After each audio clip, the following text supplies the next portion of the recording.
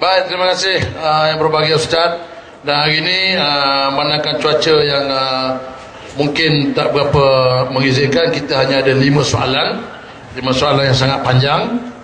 Dan kita juga akan mendengar jawapan daripada Ustaz. Soalan pertama, Ustaz, ada pula tu. Bagus yang 5 tambah Ustaz, saya nak minta pandangan Ustaz dari segi hukum syarak tentang menyokong perjuangan ulama melalui parti politik ini. Sejauh manakah kefaraduan ke atas kita dalam perkara ini?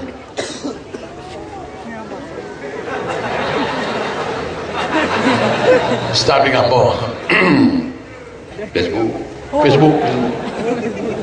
Ustaz ni pakar, dia buat gambar kan, apa jadi tua gambar tu. Baik, menyokong perjuangan ulama. Apa yang ulama perjuangkan, hak tu kita nak tahu. Dalam hidup kita dalam dunia ni, ada sokong, ada tak sokong. Bukan kata bab perjuangan saja, bukan kata dalam bab politik saja. Hidup kita ni tak lari daripada sokong dan tidak sokong. Balik di rumah, ada khabar nak buat surat, tanah hak tok dara kita tu mana pakak kira anak beranak sokong ke tidak. Situ ada sokong dan tidak sokong. Siapa telefon, siapa mesej pula suruh balik segera Kota Baru. Mak apa?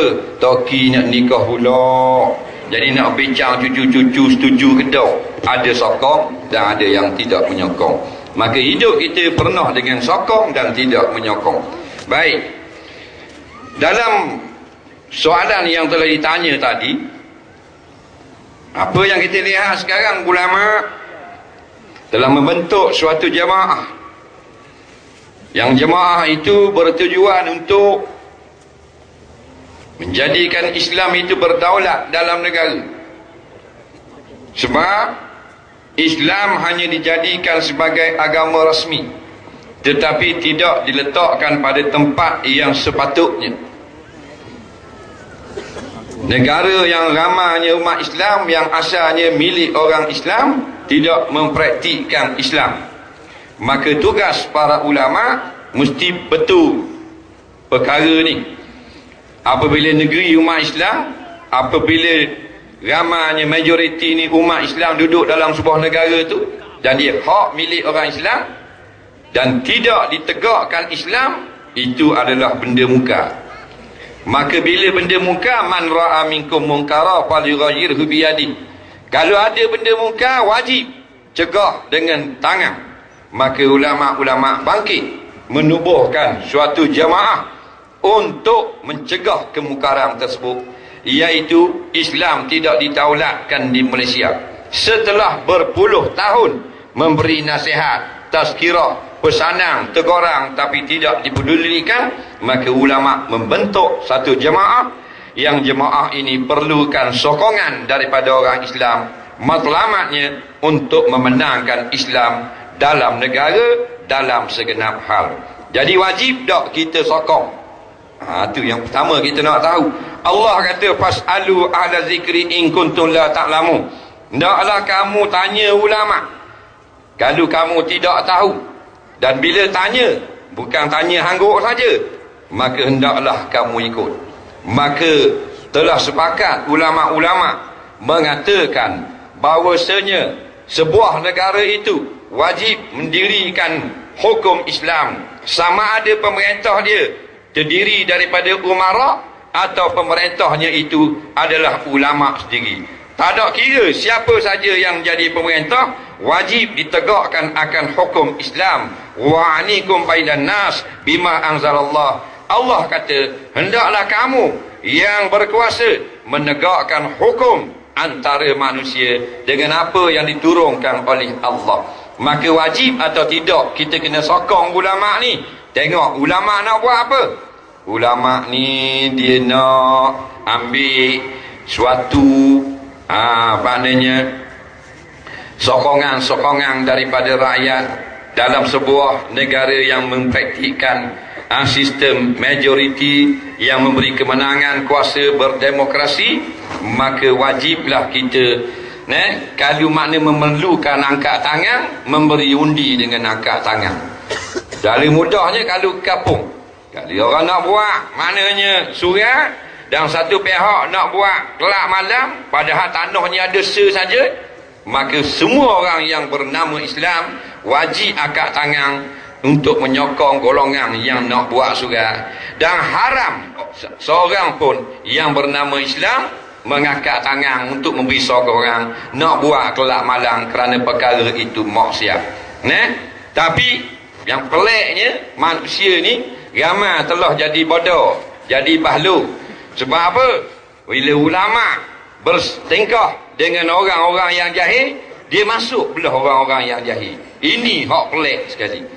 Padahal ulama dia ambil cara dalam bab hukum, bukan hal semua kehidupan kita. Dalam hal lain, kita belajar sama dan kita praktis sama. Kalau rumah kita atap bocor, kita dah ikut kata ulama. Kerana itu kerja tukang atap, dia pandai atap. Kalau paip kita bocor, orang dah telefon ustaz, orang telefon tukang paip. Dan bila tukang paip tukar bawa awak kena beli paip baru 8 batang, kita dah tahu dah. Pasal kita tahu dia pandai dalam 4 paip. Kita dah tahu bawah sana tu. Dan dia kata beli 8 batang lah. Dia reti 4 paip. Pandai kita ikut tukang paip. Kalau gigi kita patah, kita gigi tumpang gigi, jumpa ke kedai gigi, klinik gigi ke kita pergi kedai Ezok. Pergi klinik gigi lah. Dan kalau kata doktor gigi awak dah lewat gila ni pasal baru cabut, nak buat gigi ni kena mari 3 minggu lagi, tu pun kita akan cek balik. Kita ikut tak kata dia? Kita ikut lah tak gigi Cina gali Dayak Pangang pun. Pasal apa? Pasal dia reti dalam 4 gigi. Faham? Dalam habis bab-bab lain. Kalau maknanya kereta kita enjin rosak, kita bagi ke Pomeng. Kita dah bagi kedai rumah Tok Guru. Kenapa bunyi ketek gini? Dah, bukan bidang dia tu. Waktu bidang bagi apa Pomeng. Pomeng pun kata, bunyi ni tahu yang dekat dengan pisting. Pelik barang ni. Jadi kita pun akur. Ada orang yang akan bakang. Cuma manusia sekarang, dia hanya akan bakang kalau anjuran dan nasihat daripada para ulama. Betul tak? Kenapa nasihat daripada tukang-tukang tadi kita dengar? Tukang baik kita dah lawan dah, dah patah dah. Kalau tukang tak kata ni kena beli 8 keping ni, hak 7 kaki, hak 8 kaki 10 keping, kita dah kata dah warna gitu. Main-main beli hak mau padang, main beli hak baru. Dah, kita tak apa, kita cari piti lah. Kalau dari hari ni kita beli esok dah. Pasal hari ni tak apa boleh buat ihsan lagi. Dah. Itu manusia Jordania akhir zaman. Tapi bila hak ulama kata dia tidak akan ikut, lain pada ulama dia akan ikut. Inilah manusia bahlu akhir zaman yang mengaku Islam. Ulama tak cara hak rumah tangga kita. Dia tak khabar bila kita diri tiang 4 batang, ulama tak mari rumah kita.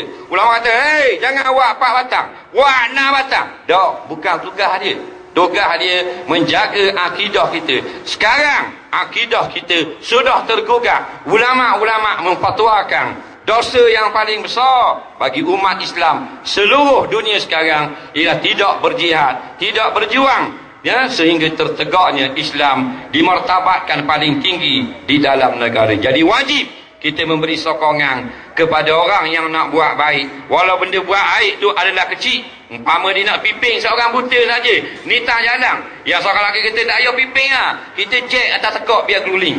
Dan maka wajib semua orang sokong orang yang nak piping orang buta nitah jalan. Apatah lagi sekarang ulama nak menegakkan Islam dalam negara. Maka kalau kita parti yang menentang PAS sekarang ini pun wajib dia memberi sokongan kepada ulama kerana dia bernama Islam. Wallahu a'lam.